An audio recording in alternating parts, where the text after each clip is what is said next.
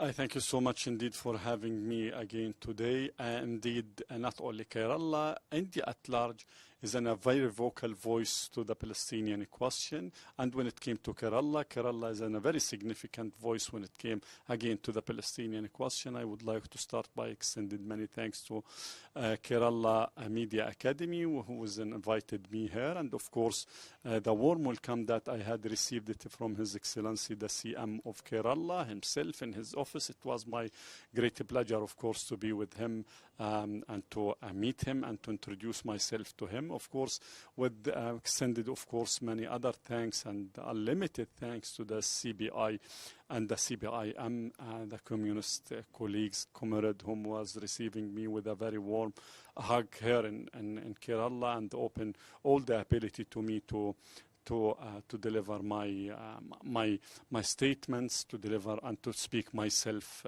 before their audience. Sir, about Trump's peace plan. So how do you see, what are your thoughts about Trump's peace plan? Yes, we had been, after now we are talking about 725 days of continuous and unspeakable massacres, genocide, textbook genocide that conducted at the hand of the Israeli occupation on Gaza. We are talking about 66,000 Palestinian innocent Palestinian whom lost their life. Gaza under the rubble. Vast majority of the Palestinian people in Gaza is internally displaced person. And just to mention the few. Then yesterday, we had been informed that Mr. Trump, the President of the United States of America, was issued his what so-called plan for peace or peace process or peace proposal, which consists 21 pillar or 21 segment. Palestinian Authority President, His Excellency President Mahmoud Abbas, is very welcome to this initiative, and we look forward to the implementation. We used to judge the people, and we will continue to say that we will continue to judge the people based on their attitude towards our struggle, not only based on the theoretical level.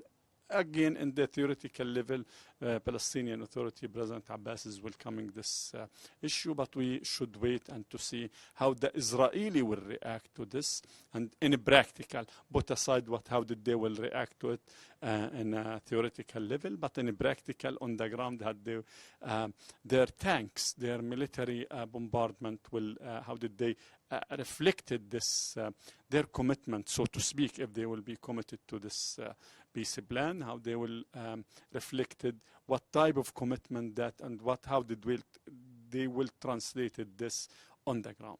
Excellency, as you said, a lot of lives has been taken in Gaza. Also the journalist, no other humanitarian note against journalists also. A lot of journalists has been killed in Gaza as well. So how do you see that?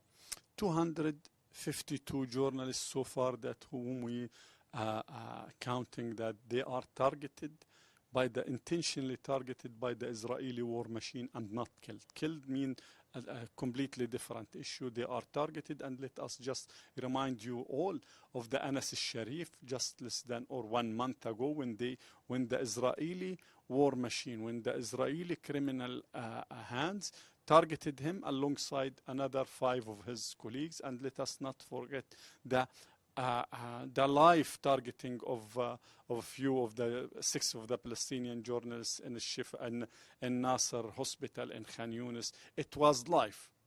So yes, the Palestinian journalist is paying their life to expose the truth. And unfortunately, many of the unfair media from all around the world is used to report that we want to Israel to allow the neutral or the international media to report from Gaza, as if the Palestinian journalist who is reporting from Gaza and paying their life for this to expose the truth is not a neutral journalist. Sir, on the release of hostages, what's your thoughts on that? Which hostages do you mean? There are another approximately 12,000 Palestinian hostages in the Israeli jail, and there are, of course, 20 Israeli hostages on Gaza. Our very clear-cut and very sharp opinion in this regard. The Israeli hostages and the Palestinian hostages should not be taken hostages from scratch. So that we call, President Abbas called to free all the hostages and the prisoners at this exact moment. And he was very clear when he called for Hamas to release the hostages long time ago. And our position in this regard, clear cut, and the Israeli and everyone around the world know it. But when we tackle the issue of the hostages, you should not forget that there are approximately between 11,000 to 12,000 Palestinian hostages in the Israeli jails and concentration camp. All of them, without no exceptional, is enduring and subject to the torture and ill treatment in a daily basis.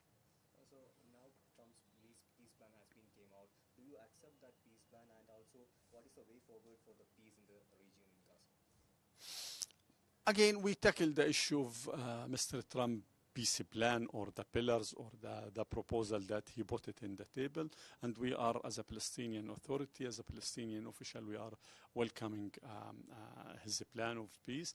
But the issue is, the other issue is how what is how to complete or to implement this mission. It's so easy, and we will not stop saying that when Israel abide by the international law and the international the agreed resolutions, internationally agreed resolution, United Nations agreed resolution, the peace will be there. But as long as Israel is being treated as a country or as a state above the international law and have the full impunity,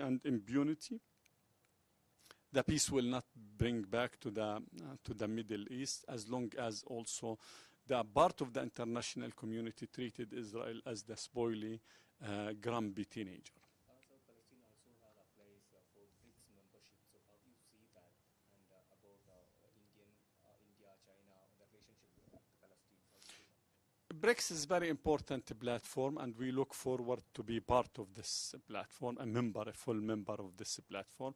We are already in discussion with all the BRICS member states, and we look forward to India to strongly support the Palestinian request to be part of the BRICS platform.